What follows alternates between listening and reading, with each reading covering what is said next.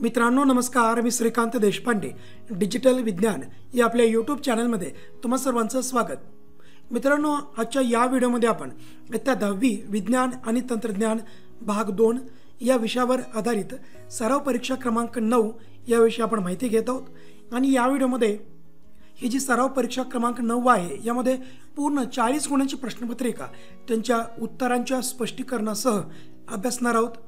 त्याचबरोबर या अगोदर आपण आपल्या चॅनलवरती एकूण 8 सराव परीक्षांचे व्हिडिओज अपलोड केलेले आहेत। त्या सर्वच सराव प्रश्नपत्रिकांची उत्तरासह पीडीएफची लिंक मी या व्हिडिओच्या डिस्क्रिप्शन बॉक्समध्ये दिलेली आहे। तुम्ही तेथे जाऊन या सर्व प्रश्नपत्रिकांची पीडीएफ डाउनलोड करू शकता। त्याचबरोबर आपण शिक्षण मंडळामार्फत तयार केलेल्या क्वेश्चन बँक यांचे सोल्युशन्स यांचे उत्तरांचे व्हिडिओज देखील आपल्या चॅनलवरती अपलोड केलेले आहेत। त्या सर्वांची लिंक देखील मी या व्हिडिओच्या डिस्क्रिप्शन बॉक्समध्ये दिलेली आहे। तुम्ही तेथून हे सर्व व्हिडिओ एकदा नक्की पाहून घ्या। चला तर मित्रांनो, या व्हिडिओला सुरुवात करूया। त्यामध्ये सर्वात पहिला प्रश्न पहिला अ, दिलेल्या पर्यायापैकी योग्य पर्यायाचा क्रमांक लिहा।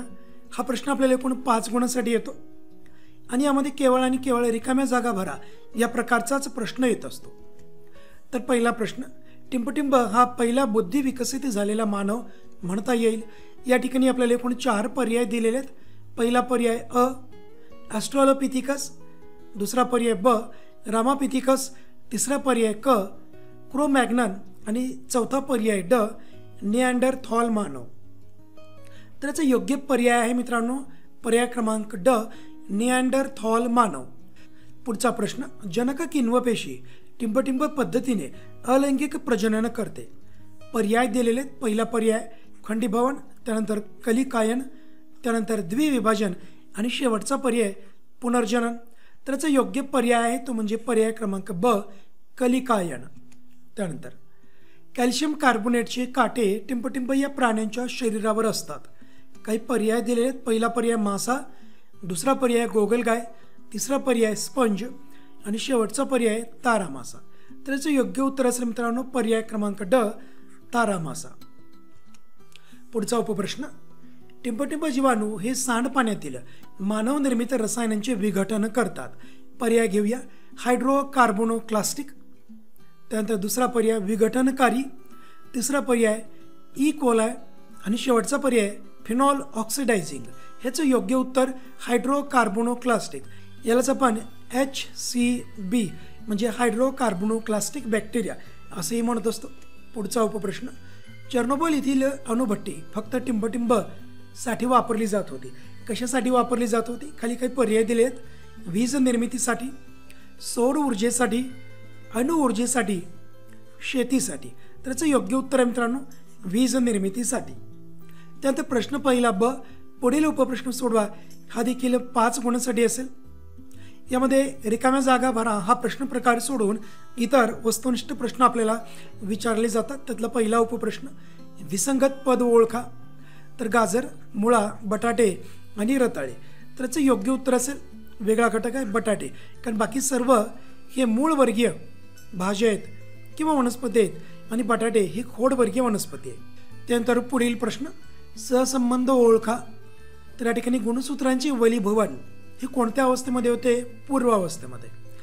त्यानंतर तोर्कतंतूची निर्मिती ही कोणत्या अवस्थेमध्ये होते ते आपल्याला सांगायचं आहे। तर याची अवस्था आहे मध्य अवस्था।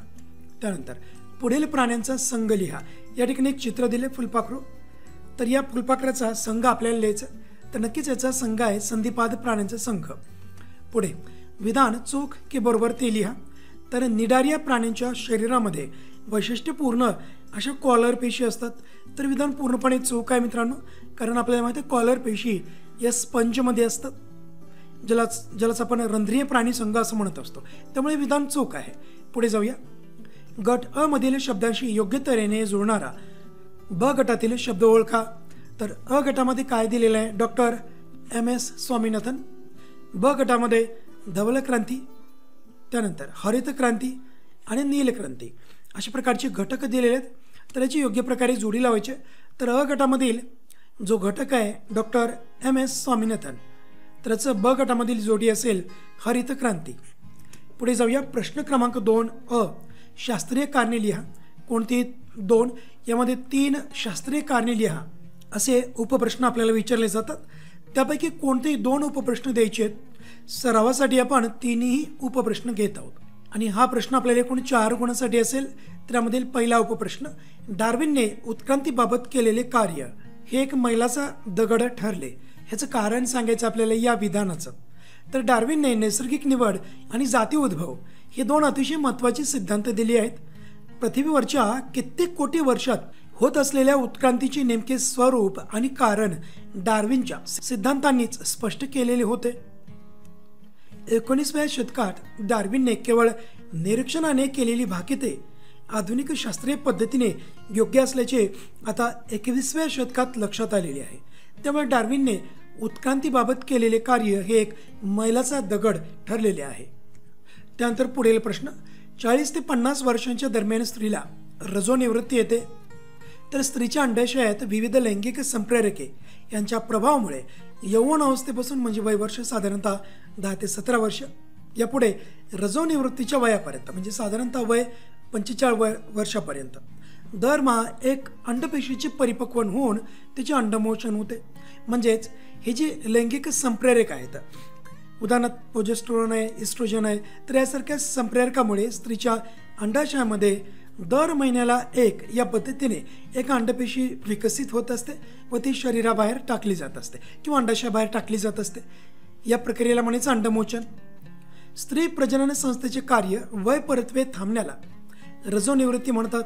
साधारणतः 45 ते 50 वर्षादरम्यान स्त्रीच्या शरीरात प्रजनन संस्थेचे कार्य नियंत्रित करणाऱ्या संप्रेरकांचे स्त्रावणे हे पूर्णपणे थांबते अथवा विस्कळीत होते आणि यालाच रजोनिवृत्ती असं म्हटलं जातं. आणि हे सर्व रजोनिवृत्तीचा कालखंड आहे, म्हणजेच वय वर्ष 45 ते 50 या वर्षाच्या दरम्यान होत असतं. त्यामुळे 45 ते 50 वर्षादरम्यान स्त्रीला रजोनिवृत्ती होत असते. त्यानंतर पुढील प्रश्न, दुसऱ्या महायुद्धानंतर मानवाच्या आयुष्यात आपत्तींची वाढ झाली आहे. त्याचे कारण आपल्याला सांगायचे. दुसऱ्या महायुद्धानंतर मानवात भौगोलिक, धार्मिक, सामाजिक, आर्थिक आणि वांशिक भेद व विषमता अधिक ताणले गेले. आर्थिक संकटे आली ती भरून काढण्यासाठी मोठ्या प्रमाणात विज्ञान आणि तंत्रज्ञानाचा गैरवापर केला गेला. दुसऱ्या महायुद्धाच्या शेवटी महासंहारक अणुबॉम्ब टाकले गेले. त्यामुळे जगभरात जनतेच्या आरोग्यावर विपरीत परिणाम झालेले आहेत. नंतरच्या काळात शेजारच्या देशांशी युद्धे होत राहिली, भौगोलिक सीमा बदलल्या आणि लोकांच्यात असुरक्षितता निर्माण झाली. मानवनिर्मित आपत्ती या सर्व कारणांमुळे वाढत गेलेले आहेत. त्यानंतर प्रश्न क्रमांक 2ब, पुढील प्रश्न सोडवा. कोणते 3? या ठिकाणी आपल्याला एकूण 5 उपप्रश्न विचारले जातात. त्यापैकी कोणते 3 उपप्रश्न सोडवायचे आहेत. सरावासाठी आपण 5ही उपप्रश्न सोडवणार आहोत. हा प्रश्न आपल्याला एकूण 6 गुणांसाठी असेल. पहिला उपप्रश्न, पुढील संज्ञांच्या व्याख्या लिहा. या ठिकाणी 2 संज्ञा विचारलेल्या आहेत, उत्परिवर्तन व स्थानांतरण. यांच्या आपल्याला एक एक करून व्याख्या द्यायच्या आहेत. हा प्रत्येकी 1 गुणांसाठी असणारा उपप्रश्न आहे. त्यातील पहिली व्याख्या, उत्परिवर्तन. तर जनुकातील एखाद्या न्यूक्लियोटाइडने अचानक आपली जागा बदलल्यावर जो लहानसा बदल घडून येतो त्या बदलाला उत्परिवर्तन असे म्हणतात. तर ही व्याख्या लिहिल्यानंतर आपल्याला 1 गुण मिळेल. त्यानंतर स्थानांतरण, mRNAच्या एका टोकाकडून दुसऱ्या टोकाकडे एक ट्रिपलेट कोडॉनच्या अंतराने रायबोसोम सरकत जातो. या क्रियेस स्थानांतरण असे म्हणतात. पुढचा उपप्रश्न, सूत्री विभाजन आणि अर्धसूत्री विभाजन यातील फरक स्पष्ट करा. कोणते 2 फरकाचे अचूक मुद्दे लिहिल्यानंतर आपल्याला 2 गुण मिळतील. आपण सरावासाठी 2 पेक्षा अधिक मुद्दे घेतलेले आहेत. तर एका बाजूला आपण सूत्री विभाजन घेतले आणि त्यानंतर अर्धसूत्री विभाजन. तर सूत्री विभाजनाचा पहिला मुद्दा, सूत्री पेशी विभाजनात गुणसूत्रांची संख्या बदलत नाही, म्हणजेच द्विगुणित पेशी या द्विगुणितच राहतात.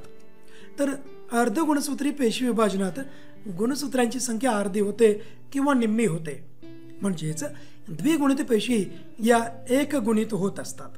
पुढचा फरकाचा मुद्दा, एका जनकपेशीपासून 2 जन्यपेशी निर्माण होतात. जन्यपेशी म्हणजे नव्याने तयार झालेल्या पेशी. तर अर्धसूत्री विभाजनामध्ये एका जनकपेशीपासून 4 जन्यपेशींची निर्मिती होत असते. तिसरा मुद्दा, या प्रकारचे पेशी विभाजन वाढ आणि विकास यांच्यासाठी आवश्यक असते आणि अर्धसूत्री पेशी विभाजन युग्मके तयार करण्यासाठी आवश्यक असते. शेवटचा मुद्दा, सूत्री विभाजन काय पेशी आणि मूल पेशी अशा दोन्हीमध्ये होत असतं.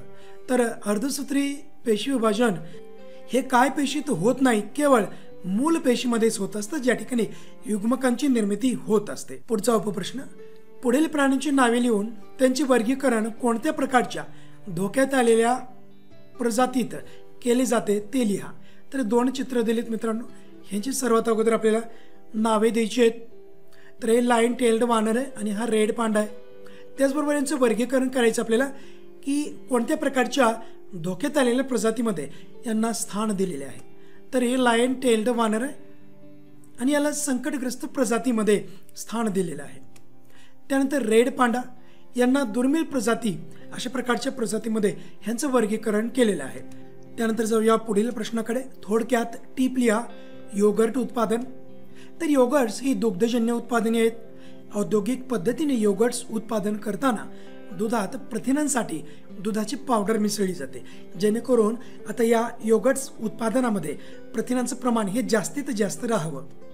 त्याचबरोबर दूध तापवून कोमट केले जाते. त्यानंतर त्यामध्ये स्ट्रेप्टोकॉकस थर्मोफिलस व लॅक्टोबॅसिलस डेलब्रुकी या जीवाणूंचे एकाच एक प्रमाणातील मिश्रण हे मिसळले जाते.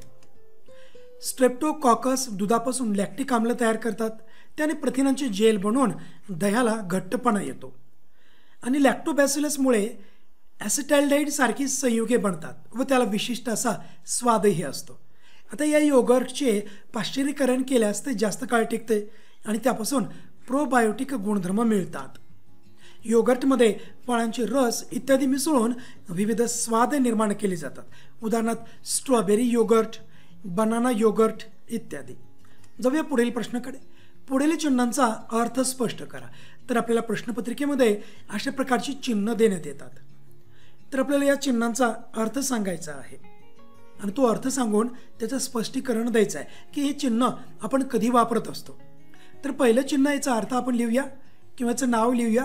तर याला म्हणायचं विक्षोभक पदार्थ.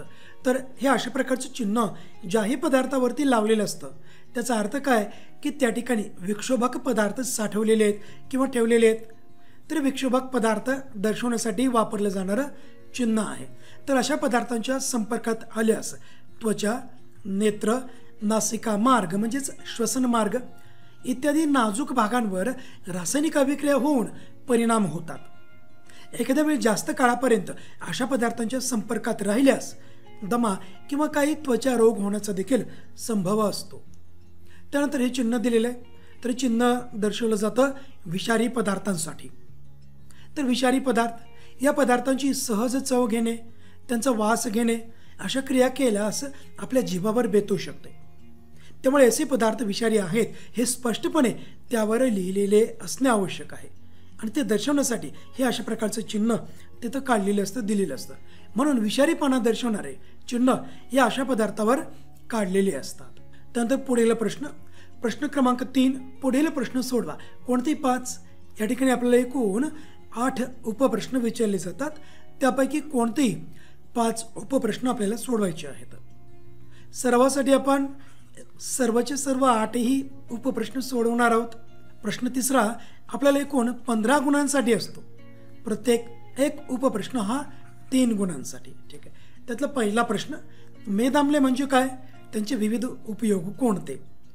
तर उपासमार, उपोषण यासारख्या अपवादात्मक परिस्थितीमध्ये शरीरात जर कर्बोदकांचा साठा कमी असेल तर ऊर्जा मिळवण्यासाठी शरीरातील स्निग्ध पदार्थांचा वापर केला जातो. सामान्यपणे आपल्याला कर्बोदकांपासून प्रति ग्रॅम कर्बोदकापासून 4 किलो कॅलरी इतकी ऊर्जा मिळत असते आणि स्निग्ध पदार्थापासून म्हणजेच प्रति 1 ग्रॅम स्निग्ध पदार्थापासून आपल्याला 9 किलो कॅलरी इतकी ऊर्जा मिळत आहे. त्यामुळे जर उपासमार किंवा उपोषण यासारख्या अपवादात्मक परिस्थितीमध्ये आपल्या शरीरामध्ये कर्बोदकांचा साठा कमी होतो, कारण जेवढी उपलब्ध ऊर्जा आहे तेवढी ऊर्जा आपल्या शरीराने आता वापरून घेतलेली आहे. परंतु इतर सर्व शारीरिक क्रियांसाठी आता ऊर्जेची आवश्यकता आहे.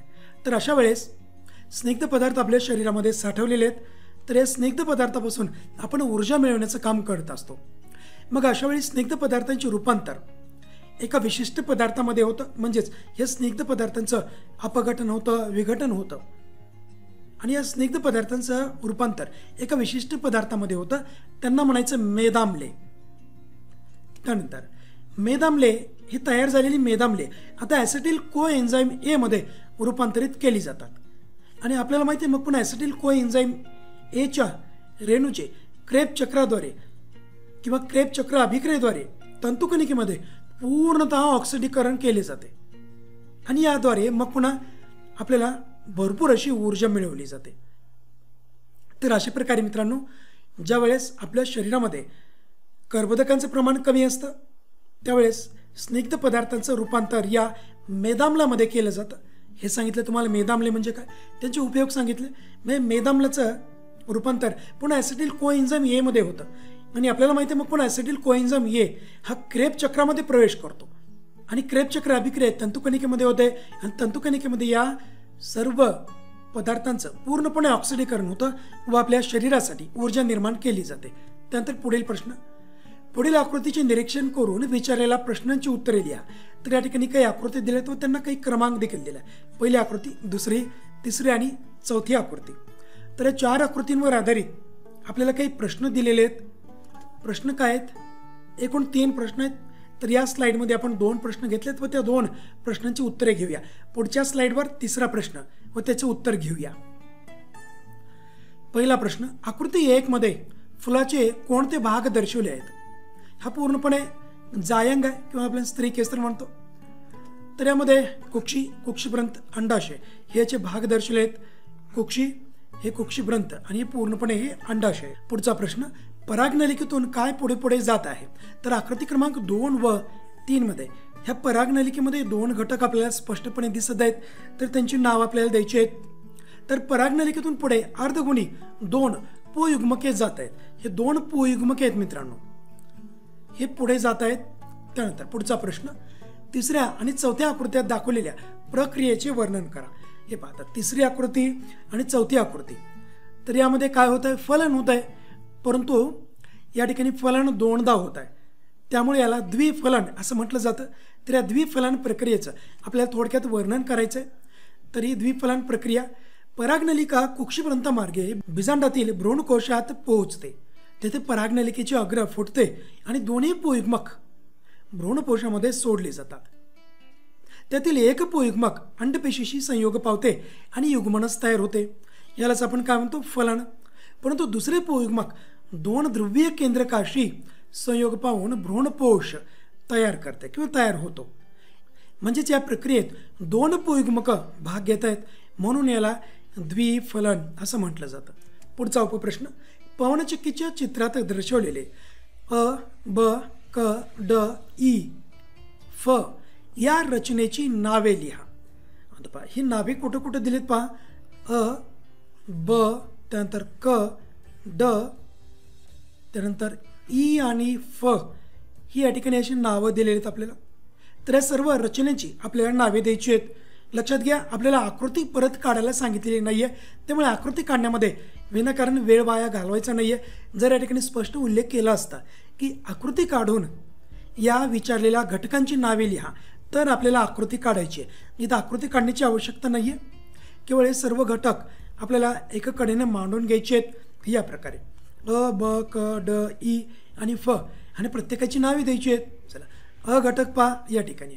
तर अ घटक हे नाव काय आहे? तर हे आहे जनित्र. त्यानंतर ब घटक शोधा या ठिकाणी. ब घटक, तर हा काय आहे? गिअर बॉक्स आहे.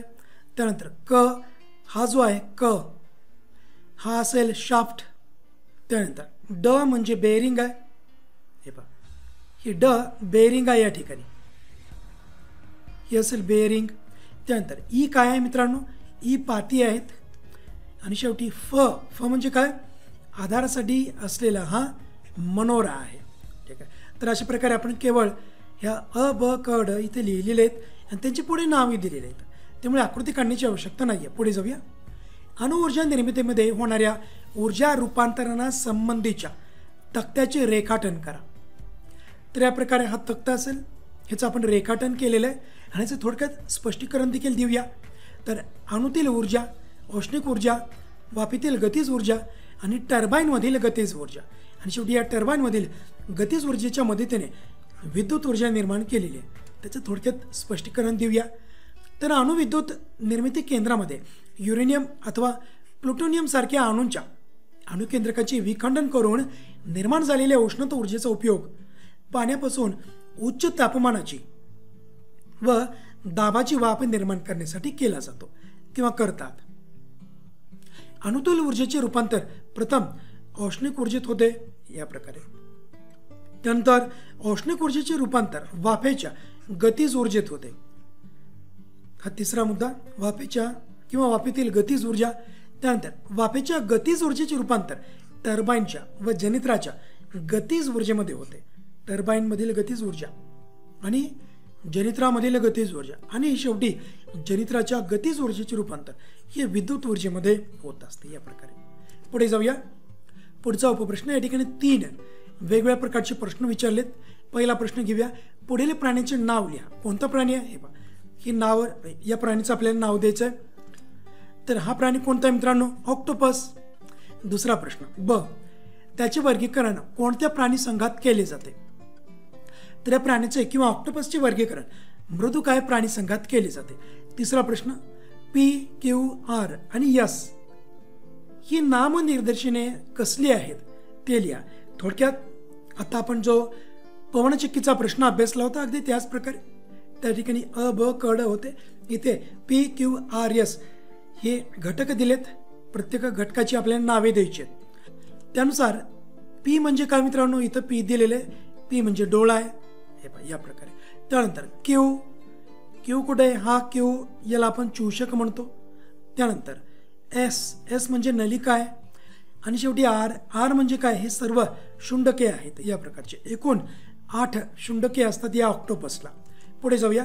कंसात दिलेला शब्द वापरून पुढील परिच्छेद पूर्ण करा. या ठिकाणी काय आपल्याला परिच्छेद दिलेला आहे आणि त्या परिच्छेदामध्ये एकूण 6 रिकाम्या जागा आहेत. प्रत्येक एक रिकामी जागा या कंसामधील योग्य शब्द शोधून आपल्याला लिहायचे. एक रिकामी जागा भरल्यानंतर आपल्याला अर्धा गुण मिळेल. अशा आपल्याला एकूण 6 रिकाम्या जागा भरायच्या आहेत 3 गुणांसाठी. तर मी परिच्छेद पूर्ण उत्तरासह इथे घेतलेला आहे जेणेकरून आपला वेळ वाचेल. तरी लाल अक्षरामध्ये जे आहेत या ठिकाणी रिकाम्या जागा असतील त्यांची उत्तर मी अगोदरच दिलेले आहेत.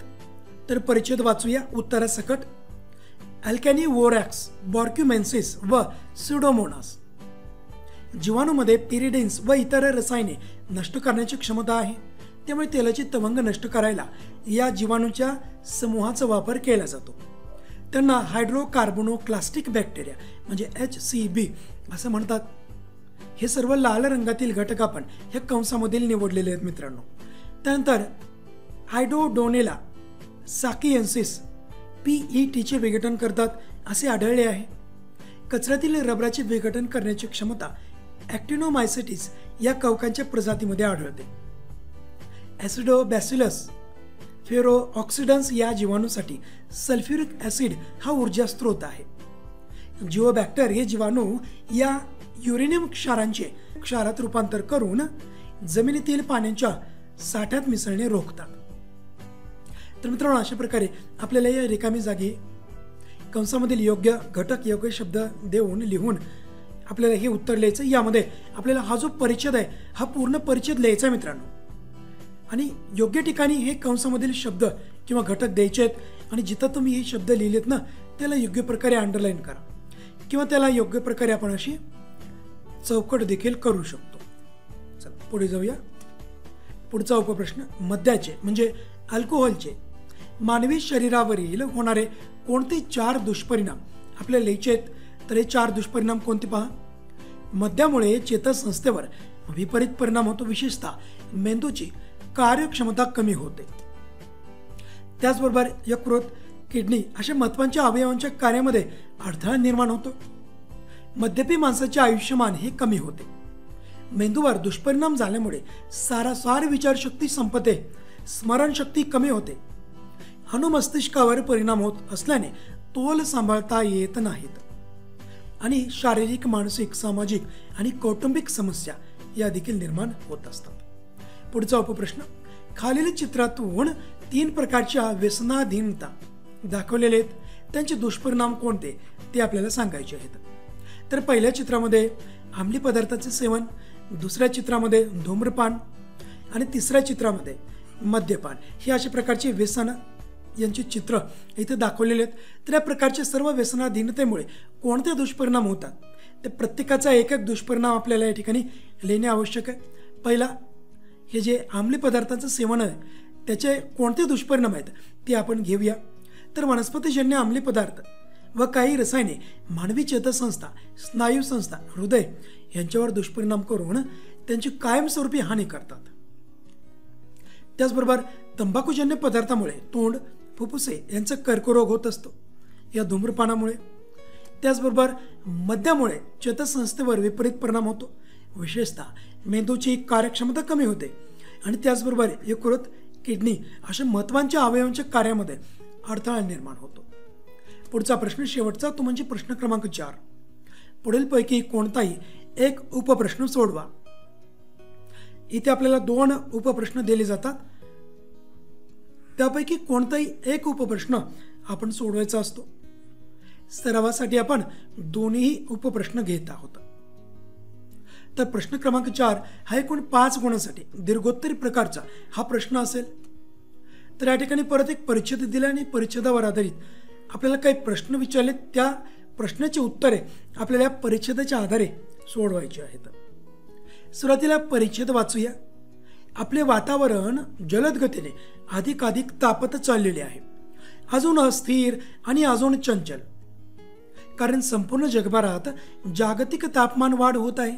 याचे मुख्य कारण म्हणजे वातावरणाच्या वरच्या थरात हरितगृह वायूंनी उष्णता रोखून ठेवण्याचे काम चालू ठेवले आहे। कार्बन डायऑक्साईड, मिथेन आणि इतर हरितगृह वायूमुळे आपले स्थानिक तसेच जागतिक पातळीचे हवामान बदलत चालले आहे। हरितगृह वायूमध्ये कार्बन डायऑक्साईड वायू, मिथेन, पाण्याची बाष्प, नायट्रोजनची ऑक्साईड आणि ओझोन यांचा समावेश होतो। या सारांचा पृथ्वीवरच्या सजीव सृष्टीवर गंभीर परिणाम होत आहे।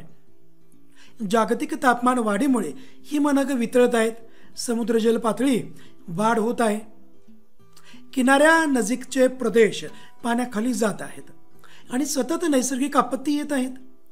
विकासाच्या नवनवीन कल्पना राबवण्या अगोदर ह्या साऱ्यांचा अतिशय गंभीरतेने विचार करणे महत्त्वाचे आहे।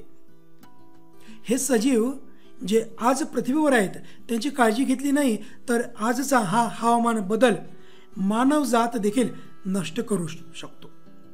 तर हा झाला पूर्ण परिच्छेद। तर यावर आधारित एकूण 5 उपप्रश्न विचारलेत। सुरुवातीला आपण या स्लाइडवरती एकूण 3 प्रश्न घेतलेत व त्यांची उत्तरे, पुढच्या स्लाइडवरती उर्वरित 2 प्रश्न व त्यांची उत्तरे घेऊया। पहिला उपप्रश्न, जागतिक तापमान वाढ का झाली आहे?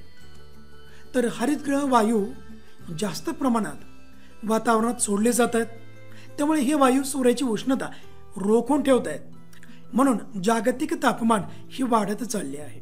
पुढचा प्रश्न, महत्त्वाचे हरितगृह वायू कोणते? तर कार्बन डायऑक्साईड वायू, मिथेन, नायट्रोजनची ऑक्साईड आणि ओझोन हे महत्त्वाचे हरितगृह वायू आहेत। त्यानंतर तिसरा प्रश्न, जागतिक तापमान वाढीमुळे होत असलेल्या परिणामांची साखळी कोणती? तर जागतिक तापमान वाढीमुळे हिमनगांची वितळणे, त्यामुळे होणारी समुद्रजल पातळीतील वाढ, किनारी प्रदेशाचे पाण्याखाली जाणे अशा परिणामाची साखळी आता पृथ्वीवरती दिसून येत आहे। त्यानंतर उर्वरित 2 प्रश्न, जागतिक तापमान वाढीचा सजीव सृष्टीला धोका का पोहोचतो? जागतिक तापमान वाढीमुळे हवामानात बदल होत आहेत, त्यामुळे नैसर्गिक आपत्ती या वारंवार येत आहेत, म्हणून अन्न, पाणी, आरोग्य सुविधा यांची सुरक्षितता नष्ट होत आहे। बऱ्याच प्राणी प्रजाती आता अस्तंगत म्हणजे नष्ट देखील होत आहेत। त्यानंतर पुढचा प्रश्न, हवामान बदलाचे परिणाम थांबवण्यासाठी आपण काय करू शकतो? तर हरितगृह वायूंचे प्रमाण कमी करण्याचे प्रयत्न केले पाहिजेत। झाडे लावणे, झाडे जगवणे आणि शाश्वत जीवनशैलीचा पाठपुरावा करणे हे उपाय हवामान बदलाचे परिणाम थांबवण्यासाठी आपण करू शकतो. त्यानंतर प्रश्न 4मधील दुसरा उपप्रश्न, मूल पेशीवर आधारित या ठिकाणी काही 5 उपप्रश्न विचारलेत. त्यापैकी पहिले 3 उपप्रश्न इथे घेऊया, उर्वरित 2 उपप्रश्न पुढच्या स्लाइडवरती असतील. तर मूल पेशी उपचार या संबंधी पुढील प्रश्नाची उत्तरे लिहा. पहिला उपप्रश्न, मूल पेशी म्हणजे काय, त्याची व्याख्या आपल्याला द्यायची. तर मूल पेशी या अविभेदित प्राथमिक स्वरूपाच्या स्वतःची पुनरावृत्ती करण्याची क्षमता आणि बहुविधता असलेल्या पालक पेशी आहेत. दुसरा उपप्रश्न, मूल पेशींचे जतन कसे करतात. नाळीतील रक्त, त्यानंतर रक्त अस्थिमज्जा अथवा भ्रूणाच्या कोरकपोटी पेशींचे, म्हणजे ज्यावेळेस भ्रूणाची एक अवस्था असते, भ्रूण तयार झाल्यानंतर त्यांचे पेशी विभाजन सुरू असतं, त्या विशिष्ट प्रकारच्या भ्रूणाच्या अवस्थेला कोरकपोटी अशी अवस्था म्हटलंय. तर या भ्रूणाच्या कोरकपोटी पेशींचे नमुने हे काळजीपूर्वक गोळा करून त्यांना जंतुविरहित अशा छोट्या छोट्या कुप्यांमध्ये, टेस्ट्यूबमध्ये -135° पासून ते -190° तापमानापर्यंत द्रवरूप नायट्रोजनमध्ये ठेवून जतन केले जाते. तिसरा उपप्रश्न, मूल पेशींचे स्रोत कोणते. तर गरोदर मातेच्या नाळेत, भ्रूणाच्या कोरकपोटी अवस्थेत, भ्रूण वाढ झालेल्या व्यक्तीच्या रक्त अस्थिमज्जेत, मेदऊतीमध्ये व रक्तामध्ये या मूल पेशी असतात. पुढचे उपप्रश्न, स्रोतानुसार मूल पेशींचे 2 प्रकार कोणते. तर स्रोताच्या आधारावर मूल पेशींचे 2 प्रमुख प्रकार म्हणजेच भ्रूणीय मूल पेशी आणि वयस्क मूल पेशी हे आहेत. पुढचा उपप्रश्न, मूल पेशींचे कोणते 2 उपयोग लिहा. तर या ठिकाणी 2 उपयोग विचारलेत, आपण 2 पेक्षा अधिक उपयोग इथं दिलेले आहेत. तुम्ही यापैकी कोणतेही 2 उपयोग घेऊ शकता. तर पुनरुज्जीवित औषध क्षेत्र या अंतर्गत सेल थेरपी हे तंत्र वापरले जाते, ज्यामध्ये मूल पेशींचा वापर केला जातो. त्याचबरोबर मधुमेह, हृदयविकाराचा झटका, अल्झायमरचा आजार, कंपवात म्हणजेच पार्किन्सनचा आजार इत्यादीमुळे निकामी झालेल्या ऊती बदलण्यासाठी या मूल पेशींचा वापर केला जातो. त्याचबरोबर एनिमिया, ल्युकेमिया, थॅलेसिमिया अशा रोगांमध्ये, हे पूर्णपणे सर्व रक्ताशी संबंधित रोग आहेत, या रोगांमध्ये रक्तपेशींची कमतरता भासते. अशा वेळी रक्तपेशी बनवण्यासाठी या मूल पेशींचा वापर केला जातो. त्यानंतर अवयव रोपण या तंत्रात मूल पेशीपासून अवयव बनवून त्यांचे रोपण केले जाते. तर मित्रांनो, अशा प्रकारे या व्हिडिओमध्ये आपण इयत्ता 10वी विज्ञान भाग 2 या विषयावर आधारित पूर्ण 40 गुणांची, त्याचबरोबर जे ऑरमधील जे प्रश्न आहेत, विकल्पासह प्रश्न, त्या सकट आपण अशा प्रकारे एकूण 60 गुणांची प्रश्नपत्रिका त्यांच्या उत्तराच्या स्पष्टीकरणासह अभ्यासलेली आहे. ह्याचं PDF देखील मी या व्हिडिओच्या डिस्क्रिप्शन बॉक्समध्ये दिलेलं आहे. तिथून तुम्ही हे PDF डाउनलोड करू शकता व आपल्या येणाऱ्या बोर्ड परीक्षेसाठी अतिशय चांगल्या प्रकारे तयारी करू शकता. तर मित्रांनो, अशाच प्रकारचे विज्ञान विषयांचे व्हिडिओज व नवनवीन शैक्षणिक अपडेट मिळवण्यासाठी नक्कीच आपल्या डिजिटल विज्ञान या YouTube चॅनलला सबस्क्राईब करा. धन्यवाद.